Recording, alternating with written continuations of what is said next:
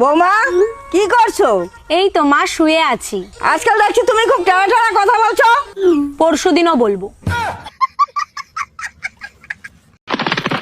কোথাও ঘুরতে যাওয়ার জন্য রেডি হওয়ার সময় যদি তোমার বাড়িতে ঝগড়া না লাগে তাহলে তুমি বাঙালি ফ্যামিলির না।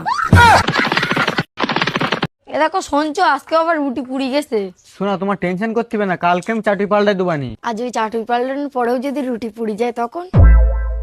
তাহলে আমি গ্যাসের ওভেনটাই পাল্টাই দেবো। আর যদি গ্যাস ওভেন পাল্টানোর পরেও পুড়ি যায় তখন? তাহলে আমি আটাটাই পাল্টাই দেবানি। তোমার অত যে জলে তার উপর ঘি ছড়িয়ে দাও আর বলো স্বাহা।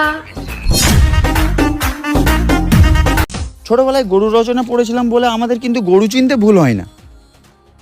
আমাদের মানুষের রচনা পড়ানো হয়নি, তাই আমাদের মানুষ চিনতে ভুল হয়। বৌমা আসো আমরা একটা ছবি তুলি তো। গাথা সোজা করো সোজা করো সোজা করো, চুলটা একটু ঠিক করো তো। আর अभी तो रुको। বৌমা এখন চুমা দেয় না, এরকম একটু করো তো। এখন একটু হাসো তো।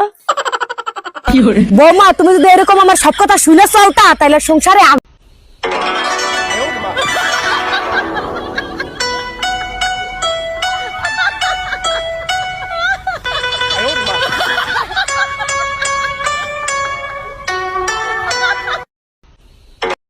না ওই ঘরের ওইটার ওপর ওইটা রেখে এসেছি, একটু নিয়ে আয় না রে।